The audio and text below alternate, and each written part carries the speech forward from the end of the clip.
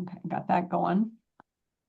Hi, friends. I'm Kim Ingram, and I'm the Director of Ministerial Services here at the annual conference and coordinate some of our leadership development offerings. And one of the areas that we're trying to have more emphasis and partner with some of the other groups in the conference, we're calling, and hopefully I know we have quite a few clergy on this call. Some of you have seen that we're starting a new Cultivating Abundance initiative.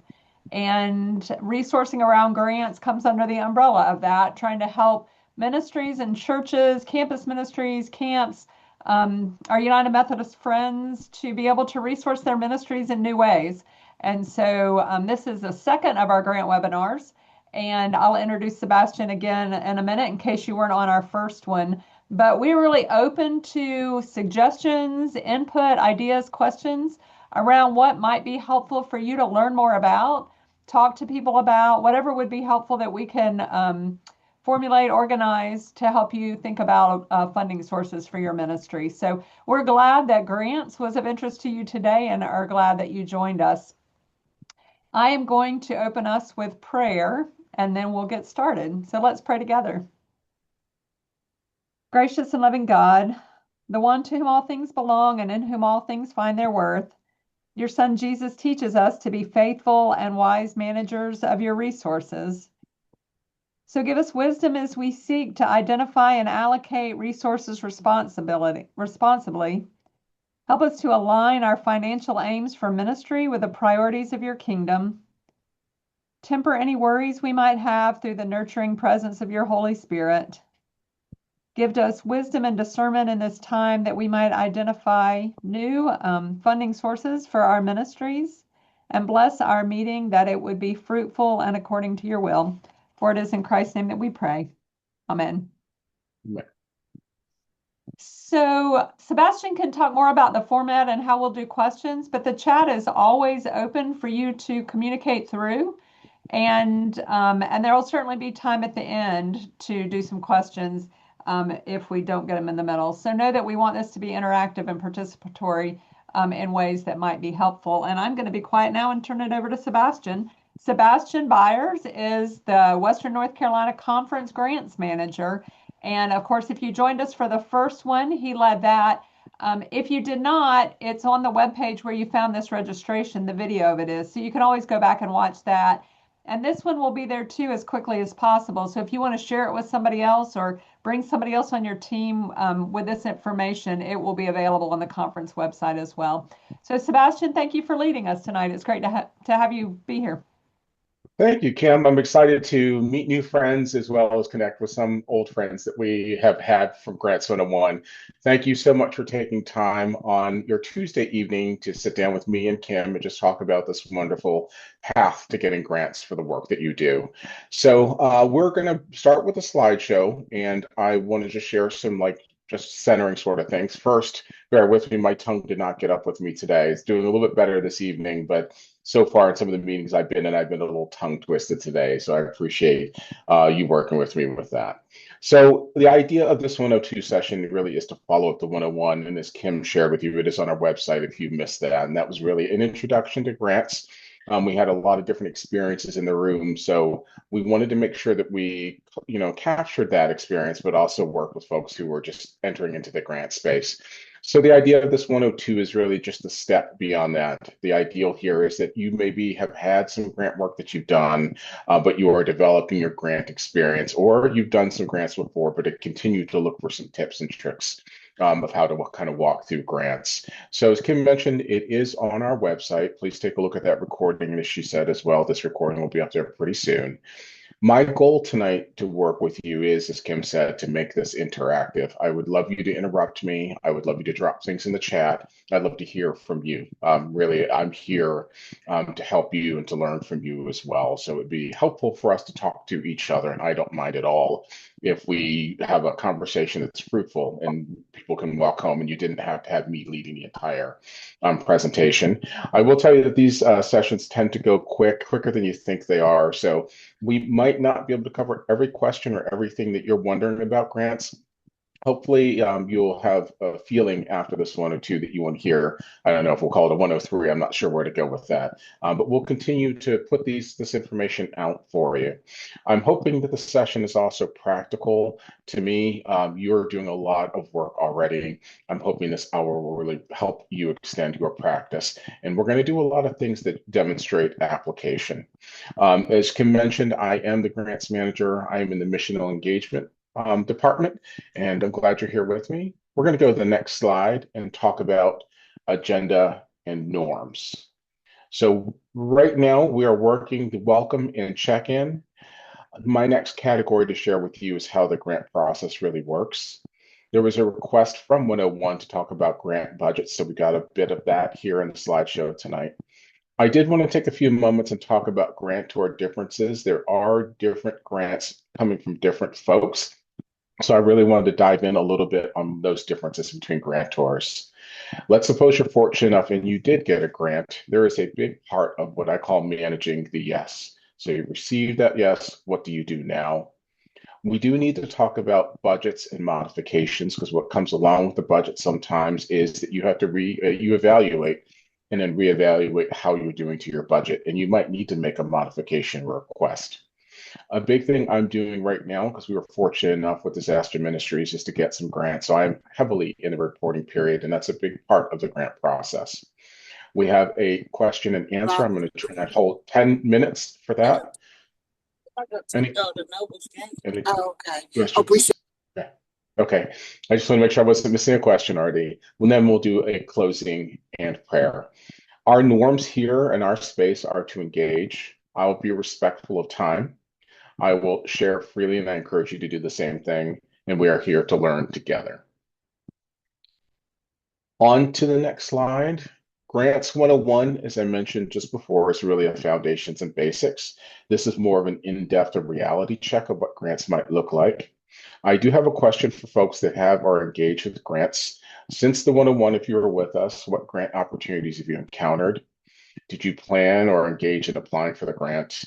What prompted you to proceed or what caused you not to apply? And even if you weren't in 101, if you've been working in grants, if you don't mind sharing with me in the chat, yes, Sebastian, I encountered 5 grants, 10 grants, 1 grant, and I was able to proceed, but it went smoothly. So I'll pause here for a moment to see if folks have been working with grants and what's that been like for you. You can also put to voice too, please. Sebastian, Reverend Alexander here. I have been engaged in some grants and wanted to, hoping that we would get to a point where we can discuss what it looks like when we receive a large sum of grant from outside source, not so much as a church sponsored grant, and how does that reporting goes to the United Methodist Church as opposed to just reporting from our church to the grantor. Gotcha. That's a great question, and thank you for sharing. So I'm glad you guys are engaged in grants. May I ask, is it a smooth process for you, or is it, you've had questions beyond, I should say, questions at the beginning, kind of like starting questions? Or do you feel like you're pretty smooth in your process with grants, Robert?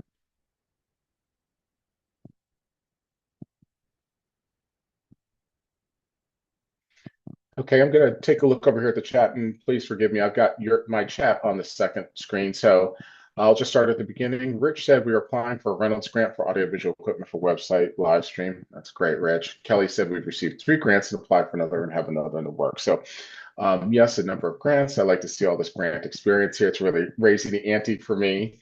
Melanie said that she's worked on 5 grants in the fall. Congratulations on receiving 1. I'm still waiting to hear from a couple others. So folks are received 3 or 4 grants. So we've got a lot of experience in the room. I'm not really hearing, or please continue to share in the chat, if you will, what might have stopped you from being able to apply for grants. But it sounds like for the most part in the room, we got grants going and we want to learn a little bit more about grants. So that makes me very, very happy. And congratulations to all that have received grants. Okay, so let's take a look here at the grant process and how it really works. I did want to mention, and I mentioned in 101, a program that I use called Instrumental. There's also the conference website, candid, and grant station. So looking at some of the chat here, and I can't assume this for everybody, but you all kind of know where to prospect for grants. So as we're thinking about grants, the first thing we do right is to look and to look smartly. And these are some of the tools that we can use to look smartly. I particularly use Instrumental and Head, and I think we're just going to skip it for time's sake. But I had a few grants that I had loaded up just to show you what it looks like on that side. Unfortunately, Instrumental and some of these tools are a subscription service, which we have used in disaster ministries, which has several licenses there, but it is not free resource at this point, unfortunately. But there are some free resources like our conference website to take a look at. They're listed there. As you begin the grant process, and I'm going to encourage you to really review eligibility to see if you're eligible. And if you are eligible, I want you to think about reading the request for proposal, the RFP, carefully. Attend the information sessions when offered. A lot of grantors, I know the Lilly Foundation will put informational sessions out there. Attend those sessions because the people who there are your program officers, the same ones you're going to be talking to throughout the grant process. And they had so much experience of kind of like working and talking to grantees. They have developed some type of informational session to let you know all about their grants. My experience when I tune into them is they are super helpful. There's been times when I'm walking in and I'm like, I absolutely think we're a perfect fit for this. Something will happen in that session, an informational session. I'm like, that's not going to work for us. And it's saving us a lot of time. Or I'm super encouraged and it's reinforced. And I think this is going to be a really good application. I think we're going to have a very strong effort. Before you begin the process of writing, determine a true fit before you go through the labor of writing. It is a lot of soul searching and questions to be asked if you are a fit. A big thing too, and it's something I was talking to a colleague of mine about, and it is sometimes difficult, especially for us here within the conference, is to make sure that we can supply all the attachments that are required to apply.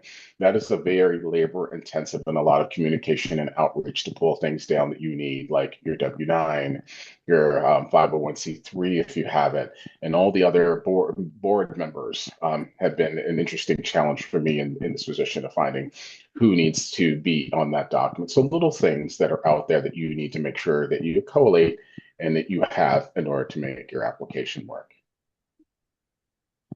Okay, to our next slide. So we're going to talk about reading between the lines of an RFP. One of the things that we need to look at is who the funder is really trying to support. What is their goals? A recommendation I have for you is to look who has been funded and yes, please. Hacking isn't annoying. Ross was overpronouncing every single word, and Monica was. Sounds like we've got a couple open mics. I would encourage you, unless you have a question, to mute for everyone. So as I was saying, who has been funded is something good to look at. Who are the current grantees? Do our priorities match? I find a lot of times when I'm reading through these RFPs, I really want to get in granularly at what their priorities are and are we a priority match? I feel like there is a pressure from a grant perspective to kind of like see if I could shoehorn my way into something. Let me give you a real live example. So there is a lot of community betterment. There's a lot of community grant work that's out there, and that is very, very close to disaster work. We work on homes and with families. We're not so much doing community development. So I'll see something like from the PNC Foundation that looks really good. They're in Western North Carolina. They're looking for places where they've got banks. They are offering a substantial amount of money. Unfortunately, I did not get the PNC grant, and I appreciated the feedback because our priorities, and this is what the letter said, our priorities are just, they're close, but they're not exactly aligned. So I'm really reading that RFP to make sure your priorities match. What outcomes matter most here? Is that grantor, if I receive their money, are the outcomes that we're discussing and negotiating, are they really going to make a difference to the efforts that we want to make? We really want to enter into the grant process through our narrative, through our budget, really thinking about the outcomes. I like to say begin with the end in mind. What is the change that you're going to see? And is this process of me walking with this grantor really going to land me with their financial support to the outcomes. Because that grantor through this process really is going to expect that outcome that you've mentioned. They're not going to want a different outcome, or if there is a change or there's some adjustment to the outcome, it has to be communicated. And we'll talk about that a little bit in the future. But that's super important to think about your outcomes at the very outset of this entire process. Think about too what would cause disqualification in the space that we're in. And it's something that I do want to encourage you is look very quickly about that disqualification of religious institutions. It's a very, very fine line be saying, and you'll encounter these, I see this a lot, that they don't give to religious institutions. If you look a layer deeper, what they're saying is institutions of worship that don't discriminate against others, which we do not. So I encourage you, unless you absolutely see a red flag, you talk to someone like, we're just not interested in working with a religious organization. I encourage you not to see that religious bullet there as a disqualification. It often is not, but there might be something else that's a disqualification. Maybe geography. We only work in Western North Carolina.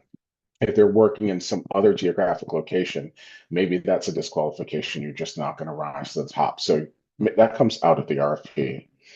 Something else to think about is what is the probability that you're going to be awarded this grant? If it's very, very low, is it worth your time, right? We're here tonight, we're learning, our time is finite. If it's not going to be worth your time, then it's right here at the RFP. It is a decision point of which we're not going to move forward. So I do want to pause there before we start to switch to other subjects. If there's any questions about the RFP, people's experience about reading those RFPs, what's been, what's been sort of your experience? Do you find many things that are disqualifying and frustrating, or do you find that you're able to fit into most things? I would love for someone to drop in the chat or put the voice kind of what their experience has been like so far. I can say, this is Reverend Alexander, in reading the RFP, sometimes that scares us away when if we just go ahead and apply, we might be the candidate to receive the resources. So I would encourage us to not be afraid to see some of the red flags, and that's a potential way to get a funder to not have to read so many letters. So I would say let's go ahead and apply anyway and see where the chips fall. If it's for you and God has it for you, you receive those resources. I gotcha. Reverend Alex, can you talk a little bit about is that how do I phrase this? Is that I'm hearing like a personal ethos, I always say, this is mine, the most they can say is no. So it sounds like you have got a resolve. Let's take this shot.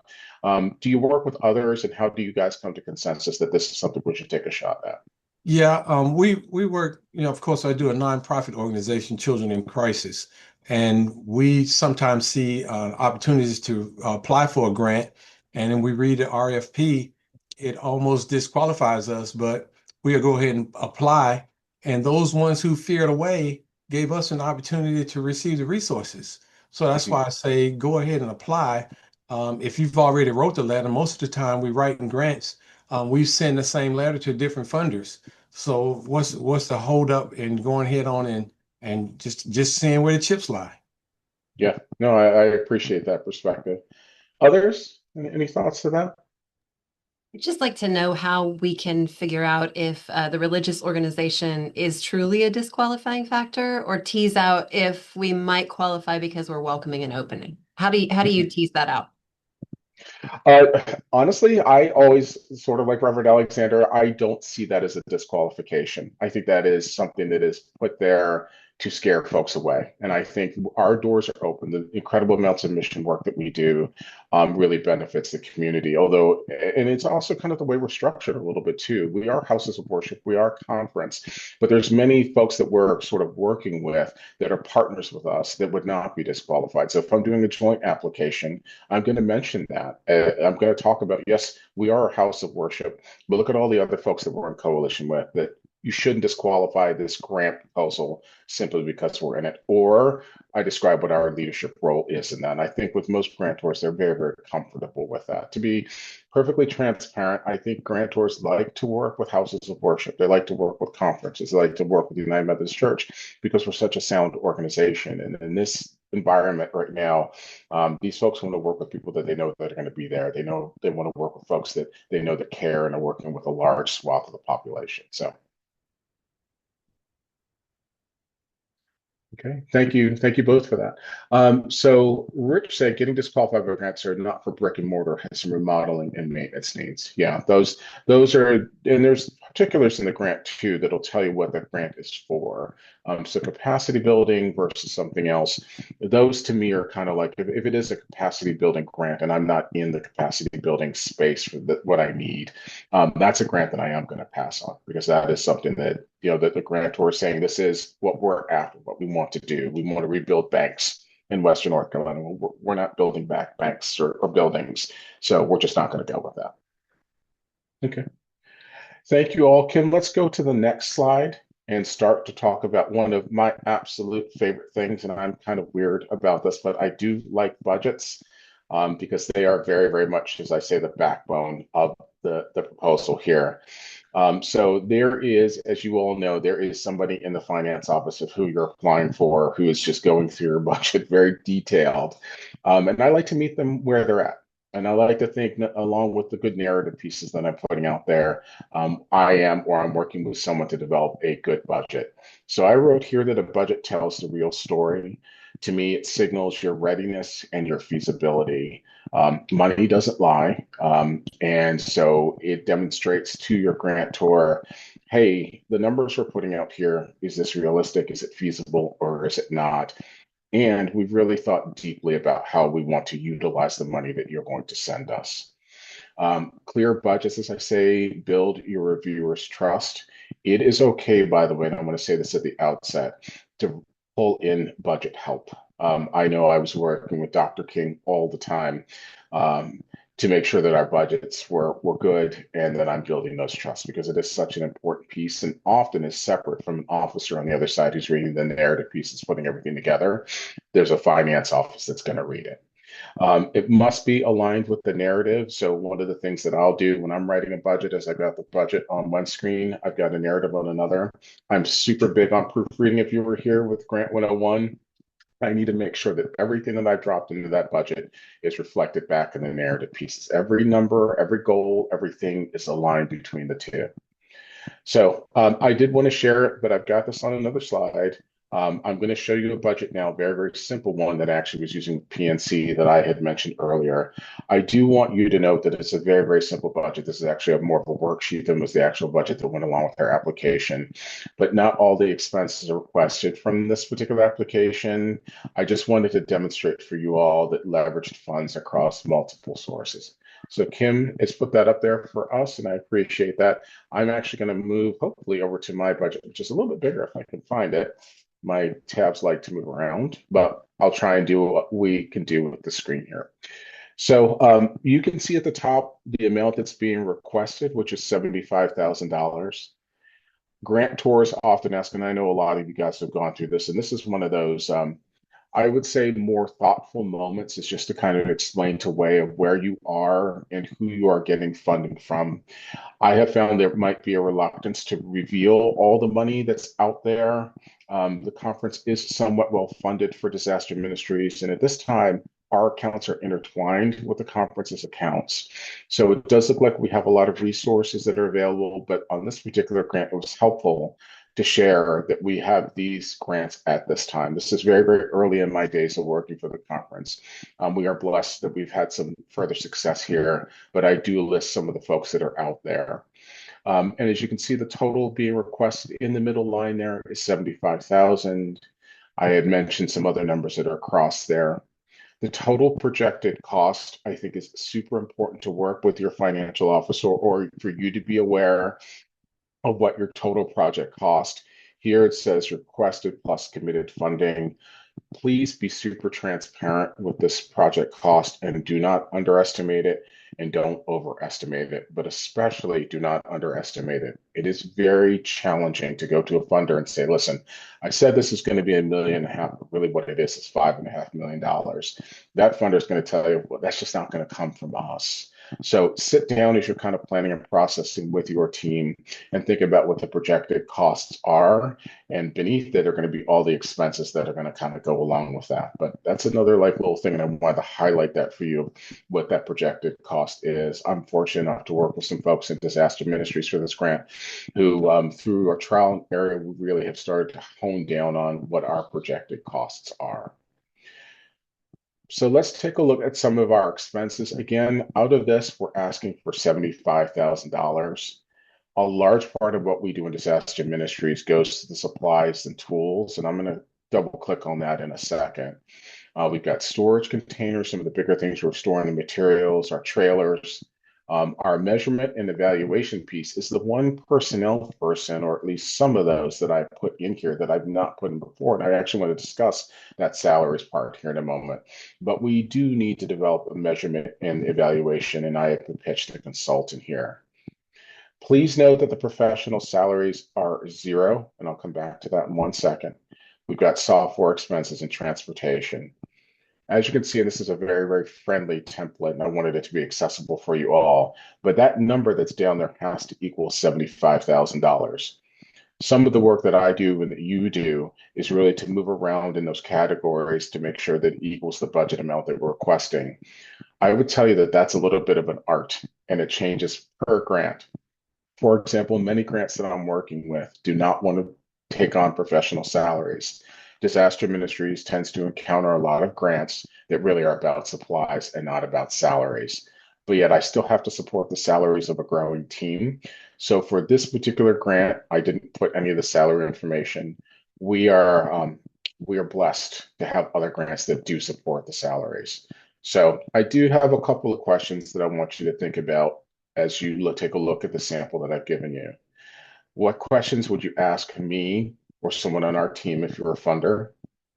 What feels clear to you? What feels vague? And where would you want more justification? So if you know what that term is, what would you want to be justified? So I'm going to ask you to put in the chat any of those 3 questions. I'll repeat those. What questions would you ask if you were the funder? What feels clear? What feels vague about the budget that I'm showing you?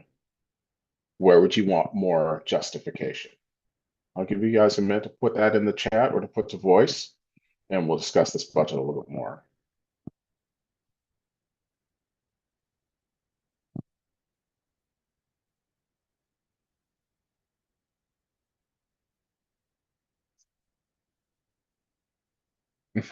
Yes, Laura, that is a very, very important. Laura said, what will you do if you don't get the funds from other sources? Will the project still move forward? That's usually the question right after the budget. So that's an excellent, excellent question. And especially if this grant were higher stakes, if we're asking for millions of dollars and we're not receiving that millions of dollars, will the project move forward? So that's a great, great thought. We able to accomplish what you had planned, Eric? That is to me thank you for sharing, one of the most important questions. And we're going to talk about that a little bit in the reporting stage. What else are you seeking funding if we can't do your whole request? Yes, Dr. Alexander, that's always a good question. Are these temporary permanent storage? If I can answer what is planned once the project is finished. So you're all absolutely thinking in the right vein here. I also said, how are staffing costs being sustained? I even mentioned the salaries. I said some other grants are not here, but as PNC might want to know, hey, if we're not giving you money, you're not asking us money for professional salaries, how do you intend to kind of keep that going? So what I did want you to think, and thank you all for the chat, Rich, and everyone else. It says, to me, this budget is about cost sharing, compliance, and reality. Again, with my experience with funders, disaster ministries tends to get, as I said, for materials, not so much for salaries. So as I'm thinking about my budget and I'm allocating each one of these into a section, I'm being mindful of what I've seen, the trends I've seen of the grants that I'm doing. But I also know that if I'm not going to get money for salaries here, then I need to think about the grant that I'm going to apply to that is going to have a salary part. And I need to make sure that that is supporting what we are looking at as salaries. Another thing too here is it just doesn't get into a lot of details like that with salaries. You might have to list everyone's salaries that are going along what portion of it would be applied to this grant if you're applying in the salary. So it can get a lot more complicated on the budget, but I just wanted to kind of give you an example and get a feel for the detail and some of the choices that you have to make as you're looking through and putting things to the budget. The other thing is being mindful again of the total project cost. What is that going to look like? That project cost might be more than what you're able to get from a grantor. So we're not asking for $1.5 million here. We were just asking for 75,000. But if we're successful, we at least know that we're chipping away at that total project cost. So please don't feel a panic if it's, you're asking. And there's also a question, by the way, to go back and look in the RFP of how much they're willing to give you for that grant. I always get asked that question, how much should I apply? My personal opinion is if you could take a look and see what their median grant amount is, and I have that benefit in Instrumental, I can see generally what PNC has been given. If it's not listed and you can't research it, but you can see on their, through your research that they give a max amount of $100,000, apply to the $100,000. That's what you're going to put, that you're going to ask, because they can always negotiate down from that. But if you ask less than that, it is hard to ask for more money towards that. So thank you all for participating and taking a look at the budget. Now, I do want to share with you, and again, knowing some folks are in the audience, we've got mixed skill levels on the next slide. I did kind of want to speak to standard budget categories and kind of like talk with you through those. So the first is program expenses. There are materials and supplies, admin or indirect costs. In almost every budget, you will see a place for indirect cost. There is a standard to calculate what those indirect costs are going to be. It can be 10%, 15%. That's really up for you to decide what those are. I do highly recommend on every grant that you continue to accumulate your indirect costs. They do add up, and they are super important not to skip. Another thing to emphasize here is when you think of your personnel, it is not just salary, but you also have to calculate your fringe benefits. There are calculators that are out there to help. ChatGPT can help with this. I often will put in a salary range and talk about fringe benefits if I can't pluck that information out from a budget that's been shared to me. But when you do think of personnel, you want to think more than just their salary. So if you want the grant to cover 35% of that salary, make sure that you put that with your fringe benefits cost so you get a more accurate picture of what those personnel are actually costing you. For some of us who want to think about our rent, utilities, think about the volatility in utilities. Think about your heat bills going on right now in those buildings that you want to heat for that food pantry. What is that going to cost? So err towards the higher side of what that might be. Your rent might fluctuate. Report those numbers to the best of your ability on what you feel like will be the higher side. Again, when you put down a budget, oftentimes that is the contract if you're accepted to work with this particular nonprofit. You can't come to them 3 months and say, hey, listen, we didn't think our rent, we're going to have to move. That's not what they want to fund. They want you to have thought of those things. Please consider insurance. That's super important for the work you do. We've got folks out in the field rebuilding houses, so I need to make sure that I'm accounting for what our insurance premiums are for those folks that are working out in the field. Tech IT is another big thing that gets overlooked. You need computers, you need telephones, you need that support to do that work, as well as communications. So something I want to share with you here is be grounded in what you're asking your money for. If you want to expand that your staff, then that category is going to get a bulk of the emphasis of what you're going to be putting your money into. So think ahead, forethought. Maybe you've got a small staff now, but in a year from now, you want to have 5. So you're going to make sure you communicate that to your funders. In most of your work, the expectation is that you're going to spread your risk across categories. So not every one of these. And if you remember from my PNC budget, I got a slice in every one of those. I'm not just going to say salaries only. I'm really going to make sure that I want to spread them out. Don't put all your eggs in your one basket of your budget. You want to have the ideal budget that you can develop at the time. They know it's a bit of a projection, but hopefully you've made that projection based out of the history that you've been either doing the work or that you expect to be doing the work.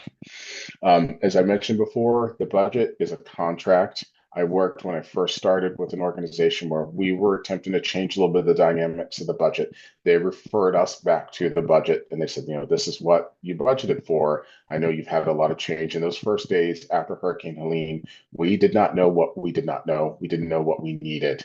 Our budget was our best projection. They acknowledged that and they appreciated how we were working, what we were working, and some of our new needs we didn't anticipate.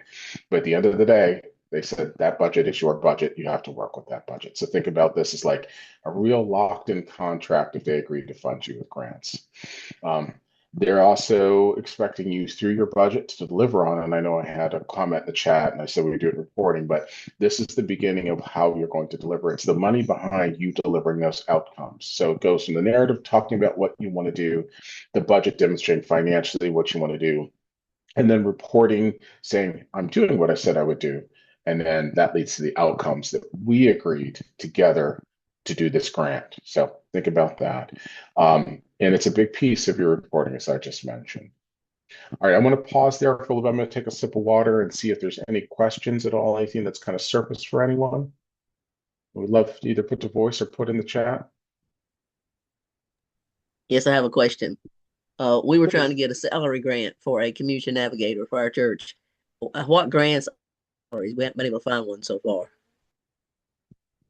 Yeah, that really takes some research too. If you're looking at capacity building grants, to me, that would be an area that I would look in. But really just read those RFPs and take a look and see if you can put in salary. You might be able to spread that salary request through a couple of grants, but I would love to connect with you after the call and help you kind of take a look and see if there's something out there that would be a fit. Okay, thanks. You're welcome. Sebastian, a question I have is once you've submitted a budget, and you get into your project and the project changes a little bit. So I'll just give a real-time example. A grant for expanding our food pantry and availability and resources, rebuilding. We are rebuilding a pantry, and we had originally put in the budget for a refrigerator, and at this point in time, some of our folks are not excited about that, and so we've kind of pivoted, and we're going to purchase a storage building for the surplus for the food pantry. And so and it might have a refrigerator later in it, but so that which was the refrigerator piece was a pretty big ticket item. And it was in the budget. There was storage in the budget, but not as much as buying a whole shed. Do we need to report that to the funder during it or in the reporting phase, or how do we handle that change? That's a great question. That kind of reminds me of what we dealt with a little bit as disaster ministries. Things have changed. Listen, we thought we are going to do this, but it moved a little bit. My recommendation is to communicate with that funder and tell them, give them a rationale, a reason, and some input of what you're going to do. Hopefully, in this scenario, it's not changing the money. So if it's $20,000 and it was going to be in this box to do this particular work, do you mind if we shift this a little bit? So the refrigerator is going to come a little bit later, but we're going to take that money and shift it over. To me, as long as they stay within the same category. So we're not going to shift from building the surplus building. We're not going to shift that into buying a transportation, which is something different. I think your grantor is going to work with you on that. Again, I think their expectation is, listen, we're going to give you money, and this is, it is what you've said, but in the spirit of what you're trying to do, you found out that you've got a different way or some way that you want to do, or just a different priority need. So communicate with your funder. And then once they know, they're going to ask you some will ask you to put that into the report. So you can address that then. But it is good to communicate. I'm not saying get permission, but to let them know, to be aware of before the reporting period that you did make that shift. I think the other thing I learned from that, Sebastian, is, I was so excited and had the support of a few people who were, and I wrote the grant. And I think that it's important that your trustees and all of those folks know what you're applying for and what you're saying you're going to do in case there's any That way you don't receive the money and then have these conversations afterwards. They probably need to happen before. There is a moment on the slide that says the exact same thing. Yes, yes, get buy-in, make sure everybody knows what they're going on. That is a hard lesson to learn, but it is an important thing to do. Absolutely.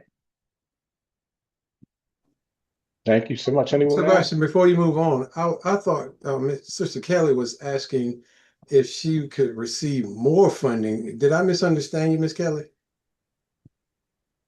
Yes, we're just shifting what we're spending, and that we're not going to get the No, refrigerator right now, but we are going to do something I'm in the equivalent wrong one now. money-wise that still involves the expansion of food being offered to the community. So, Okay, thank you. Yeah, yeah. Thank you for that clarification. And I was responding to me that seems within the bounds of the budget spirit. I think funders do know that, hey, we might have planned a fridge, a stove, but we've gotten here, and we need to adjust and build a food an actual storage space within the work that we're doing, and we're doing it because it and give some rationale for that. We're not saying, listen, we're not going to do the fridge. We're going to go off and buy, I don't know, something that's just completely within a different budget category. I'm also just encouraging some upfront communication that this is going to be the change that you're going to see in the report.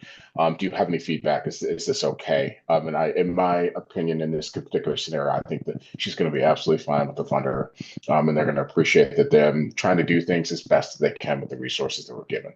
So I think that's good financial stewardship. Thank you all for your comments. Anything else there? Okay, let's move on. We're going to just take a look at a mini budget exercise. I do want to be mindful of time, and I want to make sure that I leave some time here at the end. So what I'll do is just to show you and to reinforce what we're doing before, I might just not use this right now, but I was going to ask you to allocate $50,000 and just kind of like talk about how and why you would do that in your particular instance. You're all working with grants, so you don't really need to kind of go through that, but please keep in mind some of the things that I talked about here. Personnel, make sure we calculate personnel well. Think about what our direct cost is, those materials, and the volatility and the things that you may or may not know that you need as far as materials. Give yourself some space there. Travel transportation for our disaster ministry staff. They are moving all over Western North Carolina, and they are moving on some roads. If you've all been up that way, we've had to change our trailers. We've had to do like a lot of things differently than we first intended to really get to the top of the mountain. So those materials. So we need to think about that. And those indirect costs are always there. Please make sure you apply for them. There's always a little budget category there. So that's just kind of what I wanted to reinforce at that moment. All right, moving on to our next slide, just to hammer home a few more budget tips. Sometimes you're going to be asked to provide the whole organization, program, and application on your project budget. Please don't shy away from that. Don't leave it blank. If you've got $50 million, you've got $50 million. It is not going to say to an organization, oh, they got $50 million. No way we're going to give them another 100,000. That's not the way that it might look. It actually might show that you're able to handle a large budget. So there's a positive side to that. Salary plus fringe can be names or titles. It really depends. I've worked with some folks and they did not want to put the salaries of folks down there, put names on things. If the grant budget is asking for that, I know I work with a particular grant that does ask for names, titles, salary plus fringe. It needs to be reported. It needs to be in my budget when I send it.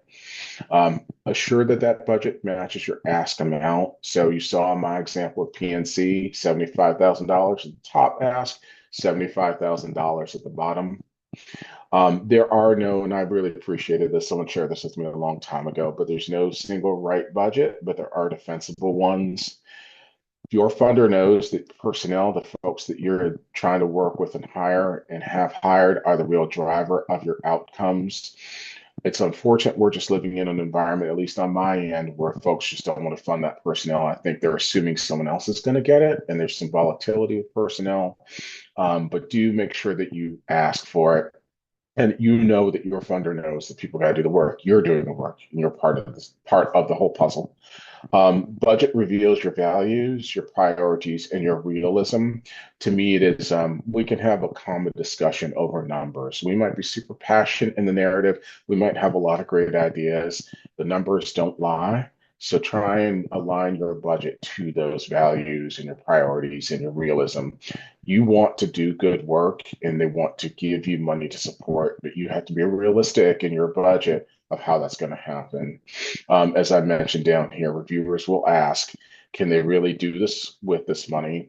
And that's to me a very like such like a contentious sort of thing because sometimes we're not asking a lot, but the thing we want to do is a lot.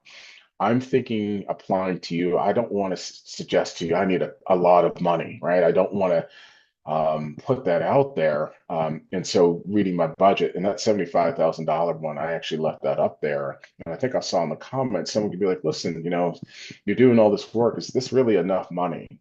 So be able to explain, hey, listen, I'm taking a little bit from you here, a little bit from that person over there, and I'm trying to make this all work because I know you have a finite amount of money, but we really want to do that work. So again, just some other things that are not on here. Your budget shows your solvency and your financial stewardship for a lot of money, and that's a big theme of some of the series here that we're being good stewards with the money. You are experienced in some cases large buckets of money, sometimes small. You might just be starting out and you only have a small budget. That's okay. That's something that you want to communicate in and that you hope to grow if that's what you want to do. Or if you've got a larger budget, demonstrate the fact that you can handle these larger amounts of money. They do know, and this is universal. Most people are there going to apply almost universally are very passionate and really want to make a difference. A good budget is your way to shine here to show that you can really do that work. Okay, let's move on out of budgets and talk a little bit about what the time that we have left. I am being mindful of the clock here. Spend a lot of time on budgets, but that was a request, and that's good. Let's talk about the different grantor differences. So the first one I'm going to share with you is the grantor funders.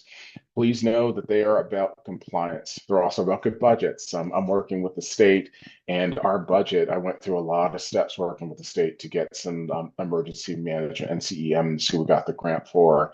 But they're really about compliance. I did want you to know that if you have not applied to a government funding before, it is a very, very time-consuming process. The HUD grants and some of the other grants that are out there are really big grants. They take a lot of time and a lot of resources. You have to do them with attention to detail to avoid disqualification. If you don't put a character count right, if you're not formatted right, if you didn't answer all the questions that are out there, they will simply take your application and drop it in the can, never to be seen again.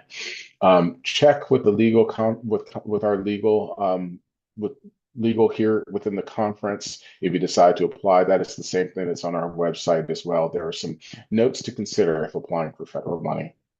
A lot of you have talked about Lilly, the Duke Foundation, and others. Those tend to be really, really friendly to us. I'm very blessed that we have those in North Carolina.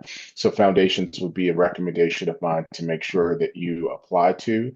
Please know, and this is just a tip from me to you, I'm really big on building relationships and building co-applications, other things that show we are working with others in and around the work that we're doing.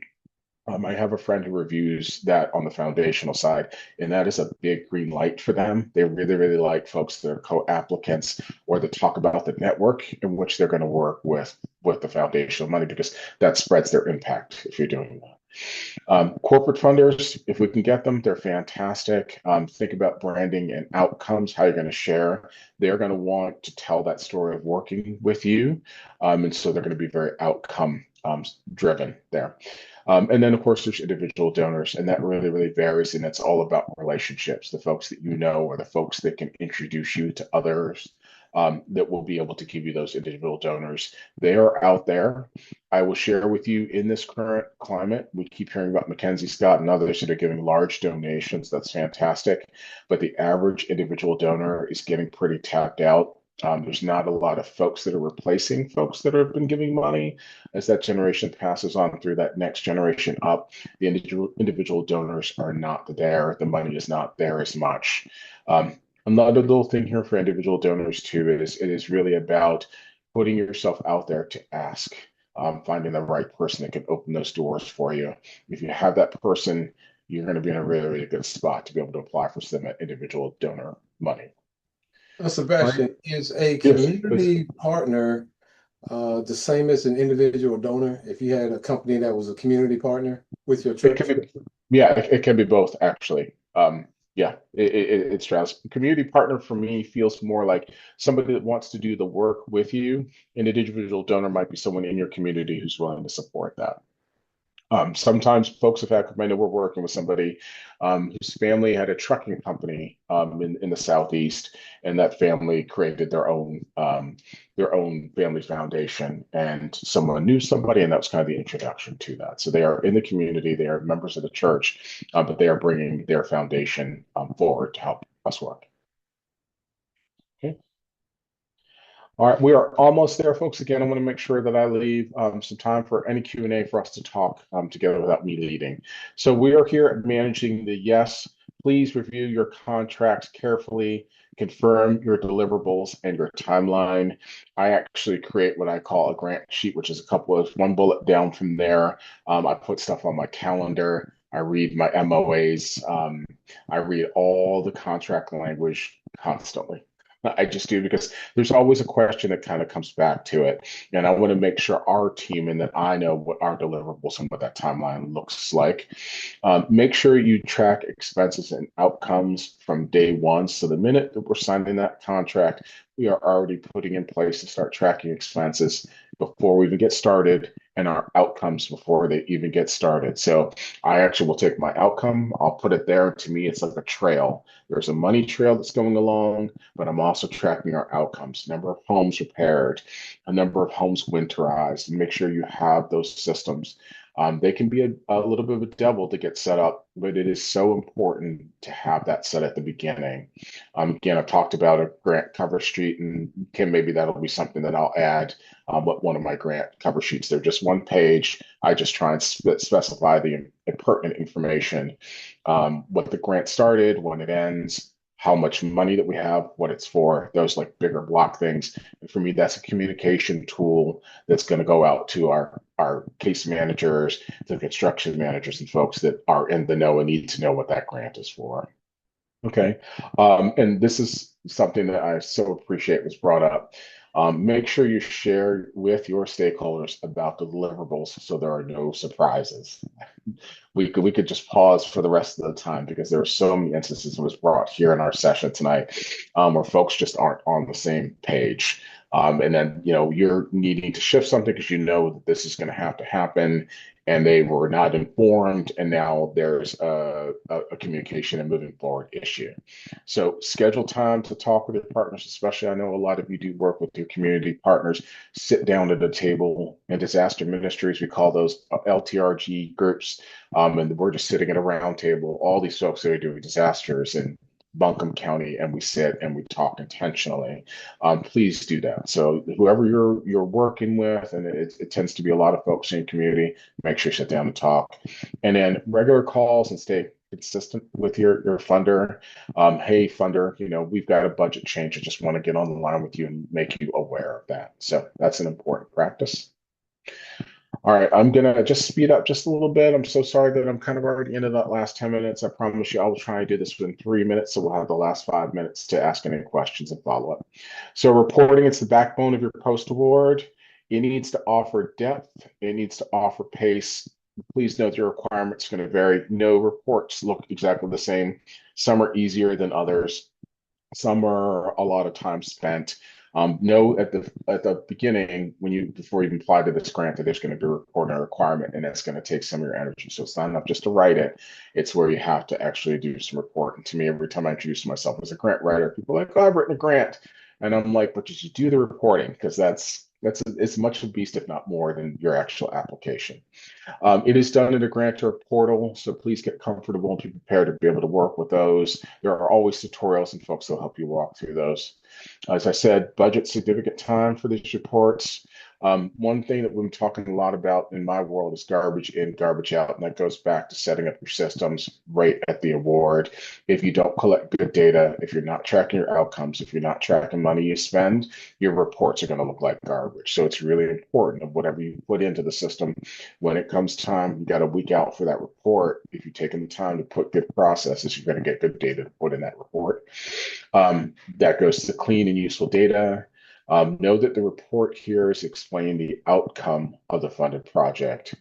They generally all have how much have you spent, so we're keeping track of that money. And also poor and late reporting is a red flag. It happens. Communicate that with folks. So I just want to spend a little bit of time before we close out, just talk about budget modifications, timeline extensions. So you might need to change that timeline. These are all things that you're going to have to communicate and work with your funder. Some are going to be amenable to it, some are not. You might need to make programmatic adjustments. So that might change your budget and change things. If that happens, communicate, communicate, communicate. As I said down here, proactive communication matters. And then last but not least, we have finally made it to the Q&A. I've got a few things here to put up to get the conversation going for the 6 minutes that we've got left in the session. I'd love to hear from you. So I'll stop talking, think about some of these or some things that have been on your mind. This is your time.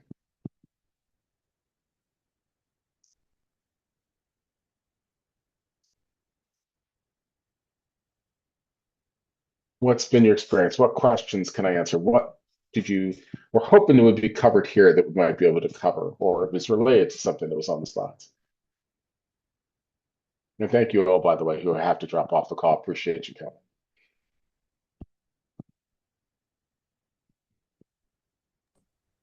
I just want to say, Sebastian, this is Lamont in Jacksonville, Florida. Thanks so much. This has been very, very helpful. This is something that we as a church want to do more of. We've gotten a couple of grants in the past and just really looking forward to being more involved in that. So thank you. You're welcome. Glad the session was helpful. Lamont, how did you know about this webinar? I think I got an email. I got an email that just said, hey, we're doing something about grants. And I thought it was the Florida conference. So I just sent something, then realized that I wasn't in one of your districts, but thank you for allowing me to attend anyhow. We're glad You're you did. welcome. Yeah, absolutely. Thank you for coming. Yes. All right, I'll conclude. I know Kim might have a few things just to clean up here at the end. I do want to thank you so much for coming to the session. You are all doing amazing, difficult, important, and it is needed. And I absolutely want to make sure that I'm helping you and we are helping you find money to do that work. Grants are just a piece of the larger puzzle that you can do, but we definitely have resources out there. We've got support for you.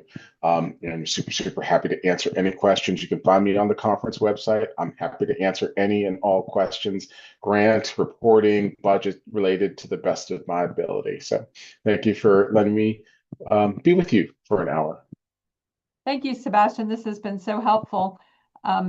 And I'll mention this again. I mentioned it at the beginning. Some of you came in later.